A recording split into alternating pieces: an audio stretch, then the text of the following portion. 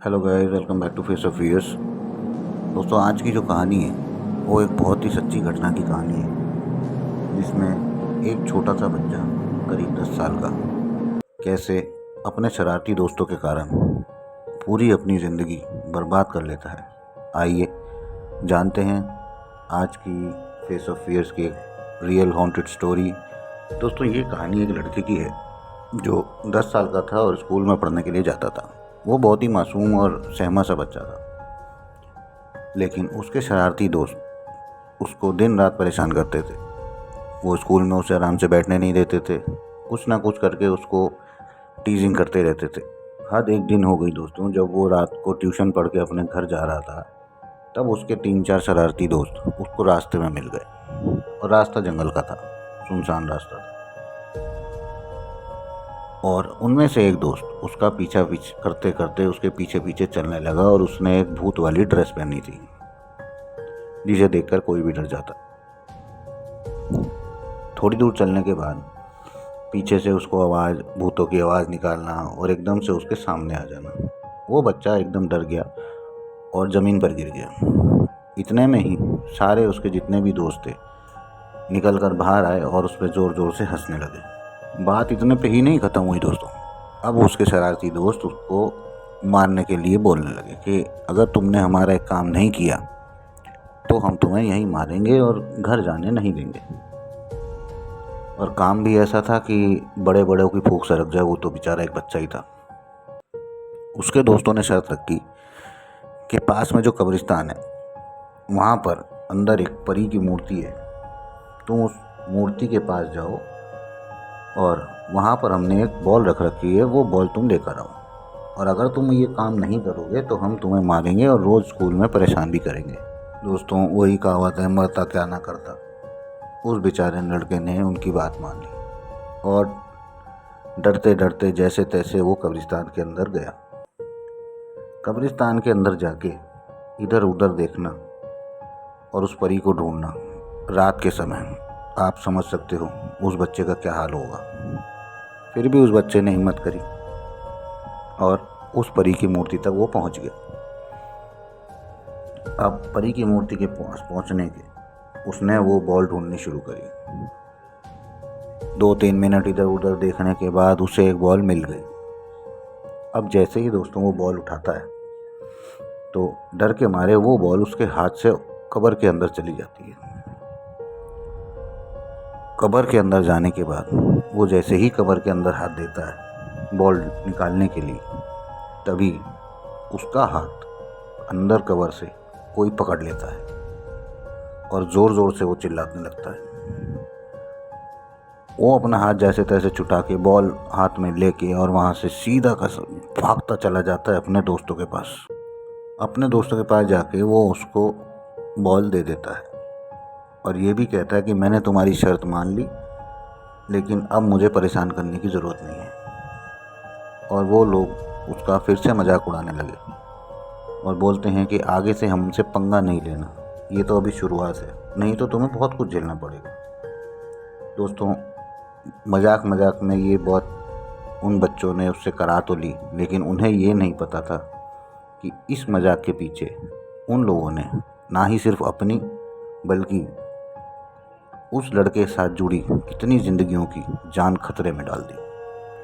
वो बच्चा डर के मारे सीधा अपने घर पे आता है और किसी से बिना कुछ बताए सीधा अपने कमरे में जाकर मुंह ढककर चादर में लेट जाता है और रोने लगता है, क्योंकि उसके पास और कुछ जरिया ही नहीं था। वो इतना सहमा बच्चा था और ऊपर से कब्रिस्तान में जाने के बाद, वहाँ का माहौल देखने के बाद वो और डर गया था। वो बेचारा रोते रोते सो गया। अगले दिन जब वो सुबह उठा, उसकी मम्मी उसको उठाने आई तो वो स्कूल जाने के लिए मना करने लगा। उसने बोला, मम्मी मैं आज स्कूल नहीं जाऊँगा, मेरी तबीयत ठीक नहीं है। लेकिन मम्मी ज़ोर ज़बरदस्ती करने लगी। लेकिन उस बच्चे के बोलने के बाद मम्मी थोड़ी चुप रह गई उसकी तबीयत और हालत देखकर। वो उसको बोलती हैं कि ठीक है, तुम नहा धो के नीचे आओ नाश्ता करने, मैं तुम्हारे लिए नाश्ता बनाती हूँ, लेकिन ये छुट्टी सिर्फ आज के लिए है, कल से तुम्हें रेगुलर स्कूल जाना ही है। ये बात कहकर उसकी मम्मी उसके कमरे से बाहर जाने लगी। और जैसे ही वो गेट के पास पहुंचती है, अचानक से अपने आप दरवाज़ा बंद हो जाता है। उसकी मम्मी भी हैरान, वो बच्चा अपनी माँ को जाते हुए देख रहा था, उसके सामने ही वो गेट बंद हुआ, वो भी हैरान। मम्मी को कुछ समझ नहीं आया आखिर ये हुआ क्या, लेकिन बच्चे को ना डराने के चक्कर में उसने वो बात टाल दी और बोला कि देखो, तुमने खिड़की खोल रखी है, यहाँ से मच्छर वगैरह आएंगे, इसको बंद करो। जब तक वो लड़का बेड पर ही बैठा था, लेकिन जैसे ही उसकी मम्मी खिड़की के पास पहुँचने लगी, वो अपनी मम्मी से पहले वहाँ पर जाकर खड़ा हो गया और ये देख उसकी मम्मी एकदम चौंक गई। उसकी मम्मी ने यह बात भी नज़रअंदाज कर दी और उसको बोला, ठीक है, तुम नहा कर नीचे आओ, मैं तुम्हारे लिए नाश्ता बना रही हूँ। अब दोस्तों, जैसे ही वो लड़का नहाने जाता है, वो आराम से नहा रहा होता है अपने बाथटब में बैठकर, तभी अचानक ज़ोर से आवाज़ आती है और एक एक बूंद कर उसके बाथटब में खून टपकने लगता है। और देखते ही देखते दोस्तों, वो पूरा बाथटब खून से भर जाता है। यह देख रोहन हक्का बक्का रह जाता है और बाथटब से एकदम निकलने के बाद ज़ोर ज़ोर से चिल्लाने लगता है और अपनी मम्मी को आवाज़ देने लगता है। अब जैसे ही उसकी मम्मी आती हैं, मम्मी को सारी किस्सा सुनाता है। मम्मी ने जब जाके बाथरूम में चेक किया तो बाथरूम में बाथटब के अंदर सिर्फ पानी था, कोई खून नहीं था। अब वो लड़का बेचारा कुछ नहीं बोल सका, जाके नाश्ता करके चुपचाप अपने कमरे में आके लेट जाता है और उसकी मम्मी आके उसे बोलती है, अब तुम सो जाओ, शाम को ट्यूशन चले जाना, स्कूल तो नहीं गए लेकिन ट्यूशन तुम्हें ज़रूर जाना पड़ेगा, इतने तुम आराम कर लो। उस लड़के ने मना किया कि आज ट्यूशन भी नहीं जाऊंगा, लेकिन उसकी मम्मी ने ज़बरदस्ती की, अभी तुम आराम कर लो, पहले से तबीयत तुम्हारी ठीक है, लेकिन ट्यूशन तो तुम्हें जाना पड़ेगा, नहीं तो पापा नाराज़ होंगे। वो बच्चा भी मान गया और अपने बेडरूम में जाके लेट गया। थोड़ी देर लेटने के बाद जब उसकी आंख लगी, अचानक उसने अपने सपने में देखा कि जिस लड़के ने उसको भूत बनकर डराया था और बॉल लाने के लिए बोला था, उसका एक एक्सीडेंट में मौत हो जाती है। और यह देखते ही सपने में वो अचानक से चौंक कर उठता है। उठने के बाद दोस्तों, उसे अजीब सी अपने कमरे में दुर्गंध आती है। वो इधर उधर देखता है लेकिन उसे कुछ नज़र नहीं आता। अब वो अपने पलंग के नीचे देखता है। जब वो अपने पलंग के नीचे देखता है तो उसे एक बहुत बड़ा सफ़ेद कलर का पंख नज़र आता है। वो पंख उठाता है, उसको देखता है और जैसे ही अपनी नज़र ऊपर करता है, उसके सामने दोस्तों एक बहुत सुंदर परी खड़ी होती है। 1-2 मिनट बाद दोस्तों, वो सुंदर परी एक भयानक पिशाच में बदल जाती है और यह देखकर रोहन एकदम पीछे गिरता है, बिल्कुल हैरान रह जाता, उसके मुंह से आवाज़ नहीं निकल पाती। तभी वो पिशाच परी उसे बोलती है कि मुझसे डरने की ज़रूरत नहीं है, मैं यहाँ तुम्हारी मदद करने के लिए आई हूँ।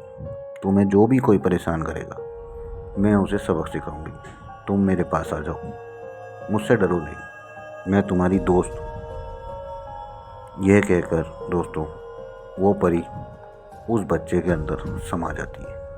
यह देखकर दोस्तों, जब वो परी उसके अंदर समा जाती है, वो बहुत ज़ोर से चिल्लाने लगता है। उसका चिल्लाना सुनकर मम्मी भागी भागी आती है, आकर रोहन से पूछती है कि क्या हुआ, लेकिन रोहन कुछ नहीं बता पाता और उसकी ट्यूशन जाने का भी टाइम हो गया था। तभी उसकी माँ ने बोला कि ठीक है, अब तुम ट्यूशन जाओ, घर आकर बात करती हूँ। वो बच्चा ट्यूशन के लिए तैयार हो गया और रास्ते में जाने लगा। जंगल का रास्ता उसे पार करना पड़ता था। अब जैसे ही वो जा रहा था, उसके पीछे पीछे उसका वही दोस्त साइकिल पे आ रहा था जिसने उसे भूत बनकर डराया था। वो डर के मारे उस बच्चे से छुप जाता है दीवार के पीछे, लेकिन वो उसे देख लेता है और उसके पास आकर उसे भरी बुरी सुनाता है और फिर आगे चला जाता है। कुछ ही दूर जाने के बाद मेन रोड आती है, वहीं वो रुककर उसको पीछे देखकर हंसने लगता है और अचानक से एक पंख फिर उसके पास आके गिरता है और जब वो पीछे मुड़ के देखता है तो वही पिशाच परी उसके पीछे खड़ी होती है और एकदम से उसकी आंखों का रंग बदल जाता है, उसकी आंखें काली हो जाती हैं बिल्कुल, और उसके मुंह से निकलता है, तुम्हें मरना होगा। यह बोलते दोस्तों 1 मिनट के अंदर उस बच्चे की साइकिल हवा में उड़ जाती है उसके साथ, क्योंकि सामने से तेज़ रफ्तार से आ रहा ट्रक उसकी साइकिल को मार देता है और वो बच्चा वहीं मर जाता है। यह देख उस बच्चे को अपना सपना याद आ जाता है। ठीक वैसे ही हुआ जैसा उसने अपने सपने में देखा था, और वो ट्यूशन जाने की वजह भागता हुआ वापस अपने घर चला जाता है और बहुत डरा सहमा सा भागते भागते घर जाके अपनी मम्मी को सारी बात बताता है और उसकी मौत का जिम्मेदार खुद को समझता है। अब दोस्तों रात हुई, वो अपने कमरे में फिर से चला जाता है और अपने सारे खिलौने फर्श पर फैला देता है, क्योंकि उसे पता था कि कोई ना कोई मेरे पास आएगा और जैसे ही आएगा ये खिलौने की आवाज़ मुझे बता देगी कि कोई मेरे कमरे में है या नहीं। दोस्तों थोड़ी देर बाद उसके सारे खिलौने अपने आप बजने लगते हैं और जैसे ही उठता है, उठकर देखता है इधर उधर तो कोई नज़र नहीं आता। अचानक उसकी नज़र अलमारी के ऊपर जाती है, तो अलमारी के ऊपर उसे वही पिशाच परी बैठी नज़र आती है और उसे बोलती है, देखा, मुझसे डरने की ज़रूरत नहीं है, मैं तुम्हारी मदद करूँगी। मैंने कैसे उस लड़के को सबक सिखाया तुमने देखा, अब तुम्हें जो भी परेशान करेगा मैं उसे ऐसे ही सबक सिखाऊंगी। यह सुनकर लड़का बहुत परेशान होता है और उसे बोलता है कि तुम चली जाओ, मुझे तुम्हारी मदद की ज़रूरत नहीं है, तुम यहाँ से चली जाओ। लेकिन वो बोलती है कि मैं तुम्हारी मदद करने आई हूँ और मैं यहाँ तुम्हारे पास ही रहूँगी, कहीं नहीं जाऊँगी। लेकिन हाँ, मेरे बारे में अगर तुमने किसी को भी बताया मैं उसे भी मार दूँगी। यह बात सुनकर वो लड़का और भी सहम जाता है और डर के मारे रोने लगता है। अगले दिन सुबह स्कूल जब जाता है तब उसकी वही दोस्त उसके पास आते हैं जब वो बेचारा लंच कर रहा होता है। उसका लंच छीन लेते हैं और उसी का लंच उठाकर फेंक देते हैं उसी के ऊपर, उसके मुंह के ऊपर। बेचारा का मुंह भी गंदा हो जाता है। अब उस लड़के को गुस्सा आने लगता है और ये सब करके वो ग्राउंड में खेलने चले जाते हैं। अचानक से फिर से वही पंख उसके पास आता है और अचानक फिर से उसकी आंखें काली हो जाती हैं। उसके अपने दोस्तों के प्रति गुस्सा चढ़ जाता है और वो फिर से वही अक्षर दोहराता है, तुम्हें मरना होगा। और ये कहकर वो बेहोश हो जाता है और जब उसे होश आता है तो देखता है कि वो दोनों जो उसके पास आके उसका खाना छीन के उसको परेशान कर रहे थे अब इस दुनिया में नहीं रहे। यह सब देखकर वो बेचारा और भी परेशान हो जाता है।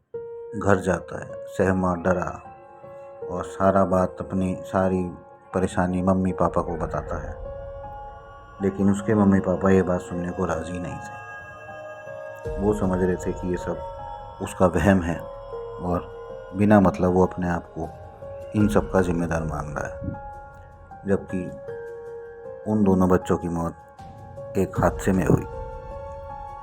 लेकिन वो चुपचाप अपने कमरे में जाकर बैठ जाता है और सोने लगता है। अचानक फिर से उसे सपना आता है कि उसके पापा कहीं जा रहे हैं और उनकी गाड़ी का एक्सीडेंट हो जाता है और उसके पापा की उस कार एक्सीडेंट में मौत हो जाती है।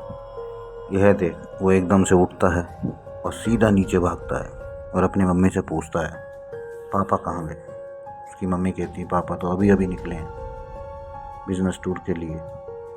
वो लड़का इधर नहीं देखता उधर नहीं देखता, सीधा वापस अपने कमरे में ज़ोर से भाग के जाता है और उस प्रेत परी को बुलाता है और हाथ में अपने एक चाकू ले लेता है। जैसे ही वो प्रेत परी उसके सामने आती है उसे बोलता है कि तुम मेरी मदद करने आई हो ना, अगर मेरे पिताजी को कुछ भी हुआ तो मैं अपने आप को ख़त्म कर लूँगा। यह बोलकर वो उस प्रेत परी उसको धमकाता है और उससे बोलता है कि मेरे पापा की ज़िंदगी बख्श दो। यह सुनकर वो प्रेत परी वहाँ से गायब हो जाती है और जैसे उसने सपने में देखा हुआ ठीक वैसे ही, लेकिन उसके पापा की जान बच गई और वो सही सलामत घर पहुँच गए। जब उसके पिताजी घर पर आते हैं वो आकर अपने पिताजी से गले लग जाता है और रोने लगता है। तब उसके पिताजी पूछते हैं, बेटा क्या बात है, क्यों तुम इतने डरे हुए हो? तब वो सारी बात अपने माता पिता को बता देता है, लेकिन जैसे ही वो बात बताता है उसके ठीक सामने वही प्रेत परी आकर खड़ी हो जाती है। जैसा उसने बोला था कि अगर मेरे बारे में किसी को भी बताया तो मैं सबसे पहले उन्हें मारूंगी। और अपने पापा को बचाने के चक्कर में वो लड़का फिर से एक चाकू लेके उसके सामने जाता है और बोलता है, अगर तुमने मेरे परिवार वालों को कुछ भी किया तो मैं अपने आप को ख़त्म कर लूँगा। लेकिन इस बार वो प्रेत परी कुछ नहीं सुनती, उसके हाथ से चाकू छीनती है और उसको उठाकर फेंक देती है। यह देख पिता गुस्से में आ जाता है और उस पर हमला करने के लिए जाता है, लेकिन वो प्रेत था, इंसानों के बस की बात नहीं। उसने उसका गला पकड़कर अलमारी से टांग दिया और देखते ही देखते उसकी मौत हो गई। अब बारी माँ की थी। माँ भागती हुई पीछे जाती है, लेकिन उससे पहले वो प्रेत उसके सामने आ जाता है और उसी चाकू से उसका गला काट कर उसे भी मार देता है। यह सब रोहन अपने आंखों के सामने देख रहा होता है, लेकिन कुछ नहीं कर पाता। अब उस बच्चे के पास और कोई रास्ता नहीं बचा, वो सिर्फ अनाथ आश्रम में जाके भर्ती होने के अलावा। लेकिन वो प्रेत अनाथ आश्रम में जाकर वो भर्ती हो जाता है और 6 महीने बाद वहाँ एक दाम्पत्य आते हैं गोद लेने के लिए।